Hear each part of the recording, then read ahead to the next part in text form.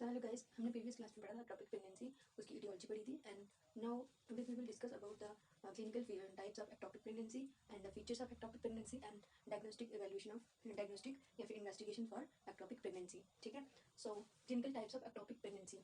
सो three clinical types देखने को मिलते हैं हमें एक्टोपिक प्रेगनेंसी की। फर्स्ट ऑफ ऑल एक्यूट मतलब जब एक्टोपिक प्रेगनेंसी जो है हमारी अगर वो रप्चर हो जाए, ठीक है, मान लो अगर ट्यूब में अगर रप्चर हो जाए तो उसको हम बोलेंगे acute ectopic pregnancy. Second one is unruptured, मतलब प्रेगनेंसी का टॉपिक है, मतलब ट्यूब में है या किसी और एरिया में लेकिन वो रप्चर नहीं हुई है तो उसको हम बोलेंगे unruptured ectopic pregnancy. And third one is chronic ectopic pregnancy. So जो रप्चर एक्टोपिक प्रेगनेंसी जो है ये बहुत ही, इसमें जो पेशेंट की कंडीशन है वो बहुत ही सीवियर हो जाती है। ठीक है, पेशेंट को बहुत ज़्यादा हैवी ब्लड लॉस होता है। ठीक है, तो ये जो एक्यूट है इसलिए इसका नाम ही एक्यूट पड़ा, क्योंकि इसमें पेशेंट की कंडीशन जो है वो बहुत एक्यूट सी इमरजेंसी कंडीशन देखने को मिलती है। ठीक है, तो अब हम पढ़ेंगे इसके क्लिनिकल फीचर्स क्या है एक्टोपिक प्रेगनेंसी के, मतलब क्या है, हमें कैसे पता चलेगा कि किसी पेशेंट में एक्टोपिक प्रेगनेंसी है। तो इसके मेन जो है 3 क्लासिकल सिम्टम देखने को मिलते हैं हमें, जो मेनली हम जो इसमें आते ही आते हैं। ठीक है, first of all abdominal pain, most constant feature जो है एक्टोपिक प्रेगनेंसी का वो क्या है, एब्डोमिनल पेन। पेन कहाँ होगी पेशेंट को, लोअर एब्डोमेन में, और वो पेन कैसी होगी, कोलिक की टाइप ऑफ पेन, मतलब तीखी टाइप की पेन होगी पेशेंट को, जैसे स्टोन के केस में देखने को मिलती है। ठीक है, कोलिक की पेन होगी पेशेंट को, और ये बहुत ही कॉन्स्टेंट फीचर है एक्टोपिक प्रेगनेंसी का। क्यों पेन क्यों होगी, क्योंकि जो प्रेगनेंसी है वो कहाँ पे है, हमारी ट्यूब में है। अब ट्यूब में है तो ट्यूब का साइज तो डायमीटर बहुत ही कम होता है। ठीक है, डायमीटर कम होने की वजह से क्या होगा कि जब जाइगोट एम्ब्रियो का साइज ग्रो करेगा ट्यूब में, तो क्या होगा कि वो क्या करेगा, ट्यूब की नर्व एंडिंग को कंप्रेस करेगा, जिसकी वजह से क्या होगा, पेशेंट को कांस्टेंट एब्डोमिनल पेन देखने को मिलेगी। ठीक है, सेकंड वन क्या है, एमनोरिया। वो तो नॉर्मल प्रेगनेंसी में भी हमें देखने को मिलता है, लेकिन हमें एक्टोपिक प्रेगनेंसी में भी एमनोरिया देखने को मिलेगा। ठीक है, थर्ड वन इज है वेजाइनल ब्लीडिंग। जो एमनोरिया है वो नॉर्मली हमें 6 से 8 वीक तक देखने को मिलेगा। उसके बाद क्या होगा कि पेशेंट में क्या होगा, धीरे धीरे पेशेंट में वेजाइनल ब्लीडिंग जो है वो स्टार्ट हो जाएगी। ठीक है, थर्ड सिम्टम क्या है, वेजाइनल ब्लीडिंग। अब वेजाइनल ब्लीडिंग क्यों देखने को मिलेगी एक्टोपिक प्रेगनेंसी, नॉर्मल प्रेगनेंसी में तो ब्लीडिंग नहीं देखने को मिलती है, लेकिन जो एक्टोपिक प्रेगनेंसी है उसमें हमें क्या देखने को मिलती है, वेजाइनल ब्लीडिंग देखने को मिलती है। क्यों देखने को मिलती है, क्योंकि जो हमारी एक्टोपिक प्रेगनेंसी होती है इसमें क्या होता है कि जो हमारा जाइगोट जो होता है वो फलोपियन ट्यूब में इम्प्लांट है। ठीक है, फलोपियन ट्यूब में इम्प्लांट होने की वजह से जो हमारा प्लेसेंटा है वो अच्छे तरीके से डेवलप नहीं हो पाता है। ठीक है, प्लेसेंटा डेवलप ना होने की वजह से क्या होगा कि जो हमारा एचसीजी हार्मोन है वो क्या करेगा, वो कम मात्रा में रिलीज होगा। जब वो कम अमाउंट में रिलीज होगा तो क्या होगा कि जो हमारा कार्पस ल्यूटियम जो है वो मेंटेन नहीं हो पाएगा, और कार्पस ल्यूटियम मेंटेन नहीं हो पाएगा तो उसकी वजह से क्या होगा कि जो प्रोजेस्टेरोन और एस्ट्रोजन हार्मोन है उनकी अमाउंट जो है वो कम हो जाएगा ब्लड में। ठीक है, उनका अमाउंट कम हो गया तो हमें पता है कि जो प्रोजेस्टेरोन और एस्ट्रोजन क्या करते हैं, प्रेगनेंसी को मेंटेन करके रखते हैं, मेनली प्रोजेस्टेरोन। ठीक है, ये दोनों हार्मोन का लेवल कम हो गया तो क्या होगा कि जो फीमेल है उसकी जो एंडोमेट्रियम है, जैसे नॉर्मली जो है वो साइकिल मेंस्ट्रुअल साइकिल में शेड ऑफ होती है, वैसे ही उसमें भी वो धीरे धीरे थोड़ी थोड़ी क्या होगी, शेड ऑफ होगी, और पेशेंट में ब्लीडिंग देखने को मिलेगी। ठीक है, इस वजह से देखने को मिलती है। क्योंकि जो एक्टोपिक प्रेगनेंसी है एचसीजी हार्मोन उसमें प्रॉपर्ली जितना बढ़ना चाहिए, बनता तो है लेकिन जितने अमाउंट में बनना चाहिए उतना नहीं बन पाता है। ना उसके एचसीजी के ना बनने से क्या होगा कि कार्पस ल्यूटियम जो है वो इतना ज्यादा प्रोजेस्टेरोन एस्ट्रोजन जो है वो रिलीज नहीं कर पाएंगे, जिसकी वजह से क्या होगा कि जो एंडोमेट्रियल है वो क्या करेगी, शेड ऑफ होना स्टार्ट कर देगी और पेशेंट को वेजाइनल ब्लीडिंग देखने को मिलेगी। तो 3 मेन फीचर जो है जो एक्टोपिक प्रेगनेंसी में हमें देखने को मिलते हैं। पहला क्या है, पेशेंट को कांस्टेंट पेन रहेगी लोअर एब्डोमेन में, और पेन कैसी होगी, कॉलिक की पेन देखने को मिलेगी। सेकंड वन इज एमेनोरिया, 6 से 8 वीक तक पेशेंट को एमेनोरिया देखने को मिलेगा, और उसके बाद क्या होगा कि जो है उसके बाद प्लेसेंटा जब नहीं बनना स्टार्ट हुआ प्रॉपर्ली तो क्या होगा कि पेशेंट में धीरे धीरे जो है एंडोमेट्रियल को शेड ऑफ होना स्टार्ट हो जाएगी। ठीक है, और शेड ऑफ होने की वजह से क्या होगा, पेशेंट में वेजाइनल ब्लीडिंग देखने को मिलेगी। ठीक है, उसके बाद क्या है, features of acute ectopic pregnancy. अब हम पढ़ेंगे कि ये तो हमने पढ़ा कि तीनों में यही देखने को मिलेंगे, चाहे वो एक्यूट हो, चाहे अनरप्चर्ड हो, या ये क्रोनिक हो, ये तीनों फीचर्स तीनों में देखने को मिलेंगे। ठीक है, अब हम पढ़ेंगे जो एक्यूट एक्टोपिक प्रेगनेंसी है उसमें जो मेनली क्या क्या हमें अलग सिम्टम देखने को मिल सकते हैं। ठीक है, तीन तो इसमें भी यही सेम रहेंगे कि पेशेंट को सीवियर पेन होगी। ठीक है, और पेशेंट को एमेनोरिया और ब्लीडिंग होगी। उसके बाद क्या होगा कि पेशेंट का जब ब्लीडिंग होगी एक्यूट में क्या होगा कि पेशेंट की जो प्रेगनेंसी जो उसकी फलोपियन ट्यूब है वो रप्चर हो गई है। ठीक है, रप्चर होने की वजह से क्या होगा कि उसको सीवियर ब्लीडिंग होगी। इसमें तो तीनों में ब्लीडिंग देखने को मिलेगी, लेकिन वो वेजाइनल ब्लीडिंग होगी और वो हल्की मतलब हल्की फुल्की ब्लीडिंग देखने को मिलेगी। लेकिन एक्यूट में क्या होगी, ट्यूब ही रप्चर हो जाएगी, और वो ट्यूब जो ब्लीडिंग होगी वो कहाँ पे होगी, वो हमारी पेरिटोनियल जो कैविटी है उसमें देखने को मिलेगी। ट्यूब के रप्चर होने से क्या होगा कि जो हमारी ब्लीडिंग है वो कहाँ पे होगी, जो पोच ऑफ डगलस है उसमें हमारा जो ब्लड है उसमें ड्रेन होना स्टार्ट हो जाएगा, और वहाँ पे ब्लड की जो है कलेक्शन हमें वहाँ पे देखने को मिलेगी। पोच ऑफ डगलस कहाँ पे प्रेजेंट होता है, मानो ये हमारा क्या है, ये हमारा यूट्रस है। ठीक है, ये वजाइना है। ठीक है, और यहाँ पे पीछे क्या है, रेक्टम है। ठीक है, यूट्रस और रेक्टम के बीच में हमें एक पेरिटोनियम का फोल्ड देखने को मिलेगा। ठीक है, इस पोच को हम क्या बोलते हैं, पोच ऑफ डगलस। ठीक है, तो क्या होगा, ये फॉलोपियन ट्यूब है। ठीक है, यहाँ पे अगर कोई प्रेगनेंसी है तो जब ये रप्चर हो जाएगी तो क्या होगा, ये ट्यूब यहाँ से डैमेज हो जाएगी। इस ट्यूब के डैमेज होने की वजह से क्या होगा, ब्लीडिंग जो है इसमें कलेक्ट होना स्टार्ट हो जाएगी, पोच ऑफ डगलस में जो है ब्लीडिंग हमें देखने को मिलेगी। ठीक है, और पेशेंट में सीवियर ब्लीडिंग होगी। ठीक है, इसको हम हीमोपेरिटोनियम भी बोलते हैं। ठीक है, कि इसमें जो है पेरिटोनियम में क्या है, ब्लड कलेक्शन स्टार्ट होना हो जाएगी। अब इस कंडीशन की वजह से क्या होगा कि पेशेंट में बहुत सारे एडिशनल फीचर्स जो है पेशेंट में देखने को मिलेंगे, ठीक है। इसकी वजह से क्या होगा कि पेशेंट में क्या होगा, फेंटिंग अटैक नहीं, क्योंकि पेशेंट का बहुत सीवियर ब्लड लॉस होगा, जिसकी वजह से क्या होगा कि पेशेंट के ब्रेन को जो है वो सफिशिएंट अमाउंट में ऑक्सीजन नहीं मिल पाएगी, तो पेशेंट को क्या होगा, फेंटिंग अटैक देखने को मिलेंगे। Second third one is nausea and vomiting देखने को मिलेगी पेशेंट में। क्यों मिलेगी, क्योंकि बहुत सीवियर पेन होने की वजह से क्या होगा, पेशेंट की जो वॉमिटिंग सेंटर है वो एक्टिवेट हो जाएगा, जिसकी वजह से पेशेंट को बहुत सीवियर नॉजिया एंड वॉमिटिंग देखने को मिल सकती है, ठीक है। पेशेंट को सिनकोपी अटैक भी देखने को मिलेंगे। क्यों, क्योंकि जब ब्लीडिंग जो है इस पेरिटोनियम में स्पोच ऑफ डगलस में जो है देखने को मिलेगी, तो इसकी वजह से क्या होगा कि इस पेरिटोनियम की इरिटेशन होगी। जब इसकी इरिटेशन होगी तो क्या होगा, पेशेंट को सिनकोपी अटैक आना स्टार्ट हो जाएंगे ड्यू टू पेरिटोनियल इरिटेशन की वजह से, ठीक है।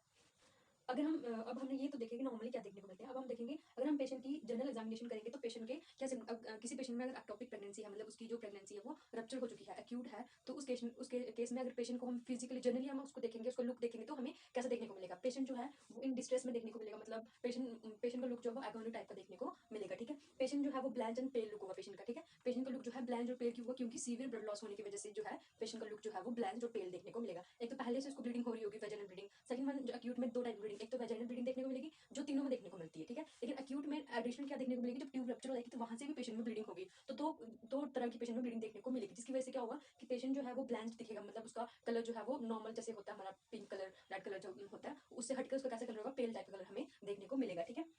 पेशेंट में स्वेटिंग होगी एंड कोल्ड क्लैमी स्किन होगी, ठीक है। अब पेशेंट में स्वेटिंग क्यों होगी, क्योंकि पेशेंट में बहुत सीवियर ब्लड लॉस होगा, ठीक है। ब्लड लॉस होने की वजह से क्या होगा कि हमारा जो क्या है, हमारा जो कंपनसेटरी मैकेनिज्म है वो एक्टिवेट हो जाता है, ठीक है। तो हमारा कंपनसेटरी मैकेनिज्म एक्टिवेट हो जाता है तो हमारा सिंपैथेटिक नर्वस सिस्टम एक्टिवेट हो गया मेनली, ठीक है। तो जब हमारा सिंपैथेटिक सिस्टम एक्टिवेट हो गया तो पेशेंट में क्या होता है कि पेशेंट को बहुत स्वेटिंग आती है, ठीक है। हैवी स्वेटिंग होगी पेशेंट में, और स्वेटिंग आने के बाद नॉर्मली हमारी स्किन कैसे हो जाती है, कोल्ड और क्लैमी स्किन हो जाती है हमारी, ठीक है। तो वैसे ही उस पेशेंट में वैसे ही देखने को मिलेगी, ठीक है।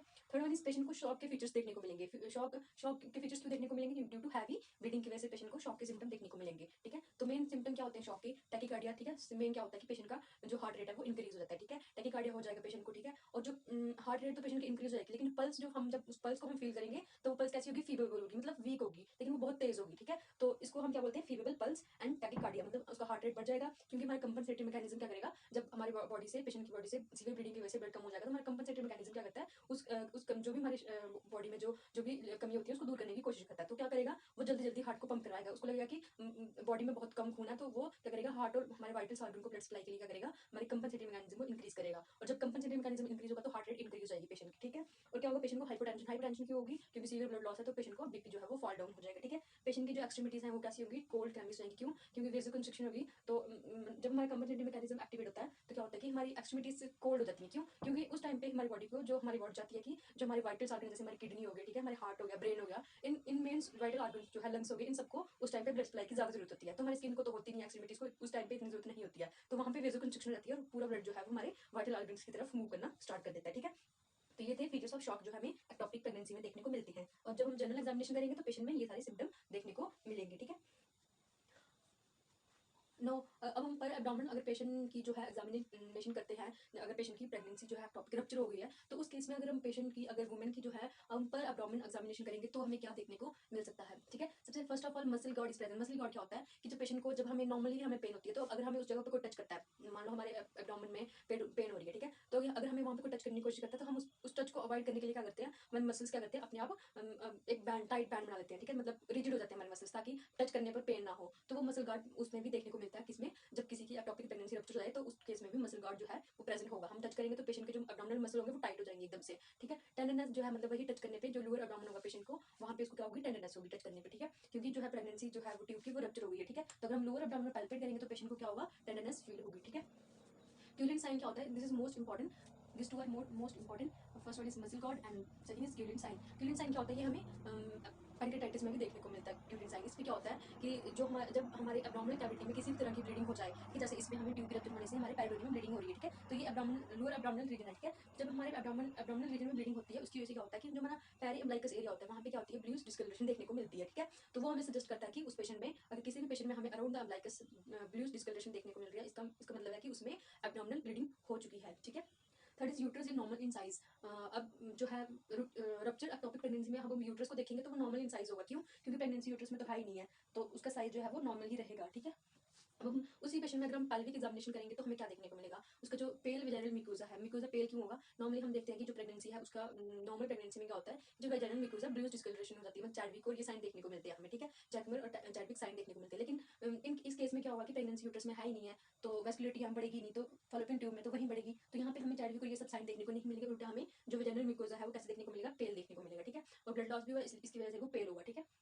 Extreme tenderness and fornix palpation और मूवमेंट ऑफ सर्विक्स, तो क्या होगा कि जब हम क्या करेंगे पोस्टीरियर फोर्निक्स से अगर हम पैल्पेट करेंगे किसको, सर्विक्स को पैल्पेट करेंगे, तो क्या होगा कि पेशेंट को बहुत सीवियर पेन होगी, ठीक है। जब हम सर्विक्स को टच करेंगे या फिर हम पोस्टीरियर फोर्निक्स से हम पैल्पेट करने की कोशिश करेंगे तो क्या होगा कि पेशेंट को एक्सट्रीम टेंडरनेस होगी वहाँ पे, ठीक है। No mass is usually felt to the fornix, और फॉर्निक्स से अगर हम पैल्पेट करेंगे तो हमें कोई भी मास देखने को नहीं मिलेगा, क्यों? क्योंकि जो प्रेगनेंसी है वो क्या हो चुकी है, रप्चर हो चुकी है, तो उस केस में हमें कोई भी मास फेल्ट नहीं होगा अगर हम फॉर्निक्स से। फॉर्निक्स क्या होता है कि जहाँ पे हमारा सर्विक्स और जो यूट्रस है वो क्या करते हैं, मीट करते हैं, वहाँ पे एक थोड़ी सी स्पेस बचती है, ठीक है। तो उस स्पेस से हम क्या करते हैं, पैल्पेट करने की कोशिश करते हैं, ठीक है। अगर उस वेजाइनल एग्जामिनेशन करके और हम फिर फॉर्निक्स को पैल्पेट करते हैं, ठीक है, तो वहाँ पे अगर कोई भी मास नहीं देखने को मिल रहा, इसका मतलब है कि जो प्रेगनेंसी जो थी एक्टोपिक वो क्या हो चुकी है, रप्चर हो चुकी है, इसलिए हमें कुछ भी पैल्पेट नहीं हो रहा है, ठीक है। Uterus floats as if in water, हमें यूट्रस जब हम यूट्रस को देखेंगे तो हमें ऐसा लगेगा यूट्रस जो है वो पानी में जैसे फ्लोट कर रहा है वैसे दिखेगा हमें, ठीक है, फील होगा, क्यों? क्योंकि यूट्रस के मतलब इर्द गिर्द क्या होगी, ब्लीडिंग होगी, ठीक है। तो हम यूट्रस को देखेंगे तो ऐसा लगेगा कि उसमें क्या है, वो पानी में फ्लोट करता हुआ हमें फील होगा, ठीक है। तो ये सब थे हमें, ये सब इसके क्या थे फीचर्स थे किसके, एक्यूट एक्टोपिक प्रेगनेंसी के। इसमें एक्यूट का मतलब है कि पेशेंट की कंडीशन जो है एक्यूट होगी, ठीक है, उसको इमरजेंसी ट्रीटमेंट की इमीडिएट उसको मैनेजमेंट की जरूरत है, ठीक है। इसलिए हमने इसके फीचर जो है ये मेनली यहाँ पे डिस्कस किए हैं, ठीक है। नाउ अब हम देखेंगे कि हमें कैसे पता चलेगा कि हम क्या क्या इन्वेस्टिगेशन कर सकते हैं पेशेंट में जिसमें एक्टोपिक प्रेगनेंसी है, सस्पेक्टेड है, तो उसमें हम क्या क्या इन्वेस्टिगेशन करेंगे। First of all acute ectopic pregnancy, तो हम क्या उसमें हम कोई भी ज़्यादा टाइम वेस्ट नहीं करेंगे, उसमें हम क्या करेंगे, पेशेंट को क्लिनिकली डायग्नोज करेंगे और मेन जो है पेशेंट को हम सिर्फ एचबी और एबीओ ब्लड ग्रुपिंग करेंगे और पेशेंट को क्या करेंगे, क्लिनिकली डायग्नोज करके इमीडिएटली उसका ट्रीटमेंट स्टार्ट कर देंगे विदाउट एनी डिले, ठीक है। अब हम क्या क्या एग्जामिनेशन कर सकते हैं तीनों टाइप की एक्टोपिक प्रेगनेंसी में, ठीक है। पहले क्या है, ब्लड एग्जामिनेशन करेंगे हम, ठीक है। ब्लड एग्जामिनेशन जो है किसी भी टाइप की ब्लीडिंग अगर पेशेंट में है, वेजाइनल ब्लीडिंग है, या किसी भी टाइप की पेशेंट में कोई ऐसी कंडीशन है जिसमें पेशेंट को ब्लीडिंग के सिम्टम है या ब्लीडिंग हो रही है पेशेंट को, तो उस केस में हर कंडीशन में हम क्या करते हैं, ब्लड की इन्वेस्टिगेशन करवाते हैं। क्यों क्यों करवाते हैं, क्योंकि अगर मान लो पेशेंट में एक्टोपिक प्रेगनेंसी अगर रप्चर हो गया तो हमें कैसे पता चलेगा कि उसमें कितना सीवियर ब्लड लॉस है, ठीक है। और अगर हमें नहीं पता होगा कि उसमें कितना ब्लड लॉस है तो हम उसको ब्लड कैसे ट्रांसफ्यूज कर सकते हैं, ठीक है। और हम अगर उसका एबीओ ब्लड ग्रुपिंग नहीं करवाएंगे तो हम उसको इमरजेंसी कंडीशन में हम उसको क्या करें, ब्लड ट्रांसफ्यूज नहीं करवा सकते। तो इसलिए पेशेंट की जो ब्लड इन्वेस्टिगेशन है वो बहुत जरूरी होती है करवाना, ठीक है। तो इस केस में हम क्या करेंगे, पेशेंट का एचबी करेंगे और एबीओ ब्लड ग्रुपिंग करेंगे, ठीक है। और वो क्यों करेंगे, क्योंकि हम पेशेंट को अगर जरूरत होगी तो हम उसको ब्लड ट्रांसफ्यूज कर सकते हैं, ठीक है। टोटल डब्ल्यूबीसीज करेंगे, डिफरेंशियल काउंट करेंगे, मतलब ल्यूकोसाइट और न्यूट्रोफिल्स इन सब का काउंट जो है हम अलग अलग भी देखेंगे, ठीक है। ईएसआर करेंगे हम इसमें, एरिथ्रोसाइट सेडिमेंटेशन रेट क्यों चेक करेंगे, क्यों? क्योंकि इसमें क्या होगा, ईएसआर जो है वो इंक्रीज हुआ होगा, ठीक है। क्योंकि जब हमारी बॉडी से blood loss, severe blood loss होता है तो क्या होगा कि जो हमारे बेसिकली ईएसआर क्या होता है कि कितने टाइम में, मतलब जो हमारे एरिथ्रोसाइट्स हैं वो 1 आवर में कितने एमएम जो है वो क्या कर रहे हैं, सेटल डाउन हो रहे हैं टेस्ट ट्यूब में, ठीक है। तो वो होता है ईएसआर। तो ईएसआर जब इंक्रीज क्यों होता है, जब मान लो हमारा बहुत सीवियर ब्लड लॉस हो गया, ठीक है। सीवियर ब्लड लॉस होने की वजह से क्या होगा कि जो हमारे आरबीसी है उनके ऊपर नेगेटिव चार्ज होता है, ठीक है। तो सीवियर ब्लड लॉस होने की वजह से क्या होगा कि जो आरबीसी है वो क्या हो जाएंगे, आपस में पास पास आने लग जाएंगे, ठीक है। मतलब उनका जो नेगेटिव चार्ज है वो ज़्यादा बढ़ जाएगा। तो नेगेटिव चार्ज ज़्यादा बढ़ने की वजह से क्या होगा कि जो आरबीसी हैं वो एक दूसरे को रिपेल करेंगे, ठीक है। रिपेल करेंगे तो क्या होगा कि वो जल्दी से सेटल डाउन नहीं होंगे। तो इसका मतलब है कि उनका जो है एरिथ्रोसाइट सेडिमेंटेशन रेट जो है वो इंक्रीज हो गया, मतलब 1 आवर में जहाँ पे वो 10 या 20 एमएम पर आवर के हिसाब से अगर वो सेटल डाउन हो रहे हैं, वहीं पे उनको अगर एएसआर इंक्रीज हो गया तो मतलब 1 आवर में वो कम वो करेंगे सेटल डाउन। मतलब अगर 20 एमएम उनको क्या करना है, सेटल डाउन होना है तो उनको 2 आवर्स लग सकते हैं, ठीक है, या 1 आवर या 2 आवर्स लग सकते हैं, मतलब ठीक है। ये होता है ईएसआर, ठीक है।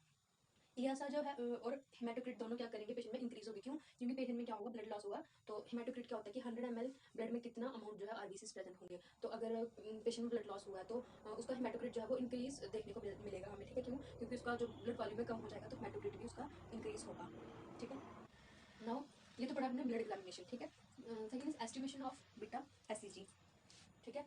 Now the estimation of beta SCG, beta SCG जो है ये प्रेगनेंसी में बहुत ही इंपॉर्टेंट रोल प्ले करता है, ठीक है।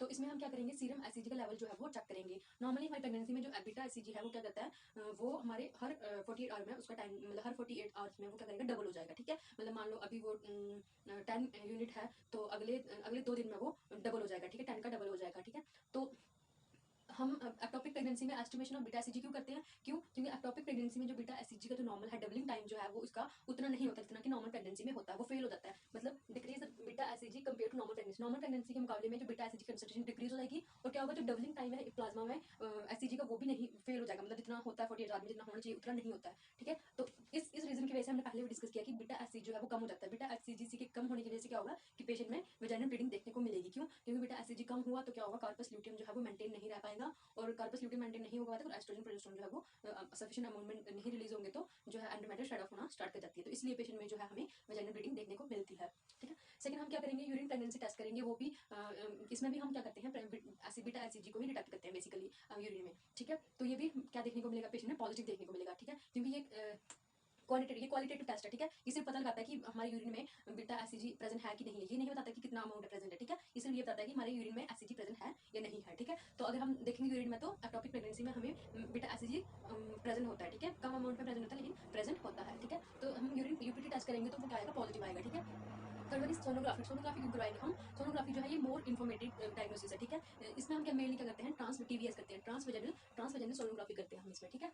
इसमें क्या होगा कि जब हम पेशेंट को वेजाइनली जब हम उसकी सोनोग्राफी करेंगे तो क्या होगा कि पेशेंट का ये यूट्रस है वो एम्प्टी मिलेगा हमें, ठीक है, उसमें कोई भी प्रेगनेंसी इंट्रायूटेरिन प्रेगनेंसी नहीं होगी, लेकिन जो यूपीटी है वो क्या होगा, पॉजिटिव होगा। तो ये इससे कंफर्म हो जाएगा कि जो है प्रेगनेंसी क्या है, एक्टोपिक प्रेगनेंसी है, ठीक है। कैसे कंफर्म हुआ कि हमने यूपीटी किया, वो तो पॉजिटिव है, मतलब पेशेंट जो है वो उसमें प्रेगनेंसी है, लेकिन अब हमने देखा कि उसकी जो टीवीएस है, जब हम ट्रांसवेजाइनल सोनोग्राफी करेंगे तो उसमें हमें जो यूट्रस जो है वो एम्प्टी देखने को मिलेगा। तो इसका मतलब है कि पेशेंट में क्या है, कंफर्म है कि पेशेंट में क्या है, एक्टोपिक प्रेगनेंसी है, ठीक है। थर्ड वन क्या है, हाँ, एक तो हम ये देखेंगे, दूसरा हम क्या देखेंगे सोनोग्राफी में, दूसरा हम देखेंगे कि फ्लूइड जो है पोच ऑफ डगलस में वो प्रेजेंट होगा, ठीक है। जब हम ट्रांसवेजाइनल सोनोग्राफी करेंगे तो हमें जो है पोच ऑफ डगलस में फ्लूइड देखने को मिलेगा, ठीक है। क्यों देखने को मिलेगा, क्योंकि यहाँ पे क्या होगी, ब्लीडिंग हुई होगी, ठीक है। रप्चर्ड एक्टोपिक प्रेगनेंसी में हमें इस पोच ऑफ डगलस में ब्लड या फिर फ्लूइड देखने को मिलेगा, ठीक है। ब्लॉब साइन क्या होता है, अगर हम प्रेगनेंसी जो है रप्चर नहीं हुई है तो उस केस में हमें क्या मिलेगा ब्लॉब साइन देखने को मिलेगा। मतलब यहाँ पे हमें ऐसे जब हम सोनोग्राफी करते हैं तो यहाँ पे हमें ऐसे मास टाइप का स्ट्रक्चर एडिलेक्सल मास जो है हमें टीवीएस पे दिखेगा। तो इसका मतलब क्या है कि पेशेंट को एक्टोपिक प्रेगनेंसी है लेकिन वो कैसी है, अनरप्चर्ड एक्टोपिक प्रेगनेंसी है। तो हमें ब्लॉब साइन किस में देखने को मिलता है, अनरप्चर्ड एक्टोपिक प्रेगनेंसी में हमें ब्लॉब साइन देखने को मिलता है, ठीक। मोस्ट इंपॉर्टेंट इसमें क्या है, रिंग ऑफ फायर। जब हम डॉपलर करेंगे तो डॉपलर में क्या करते हैं, डॉपलर एग्जाम में क्या करते हैं, बेसिकली हम डॉपलर में, हाँ, डॉपलर में क्या करते हैं, हम हमारे ब्लड वेसल्स में ब्लड फ्लो को चेक करते हैं, ठीक है। किसी भी एरिया में ब्लड फ्लो को चेक करने के लिए हम डॉपलर एग्जाम करते हैं, ठीक है। तो डॉपलर जब हम करते हैं तो उस एरिया में हमें क्या मिलता है, स्क्रीन पे क्या मिलेगा हमें, मतलब फायर जैसे देखने को मिलती है, ठीक है। अगर फायर दिख रही है तो मतलब वहाँ पे ब्लड फ्लो कर रहा है। तो जब हम डॉपलर करेंगे तो मतलब जिसमें एक्टोपिक प्रेगनेंसी होगी जिस लेडी में, अगर हमको डॉपलर करते हैं तो हमें रिंग ऑफ फायर जो है नॉर्मली हमें कहाँ देखने को मिलेगा, यूट्रस में देखने को मिलता है नॉर्मल प्रेगनेंसी में, लेकिन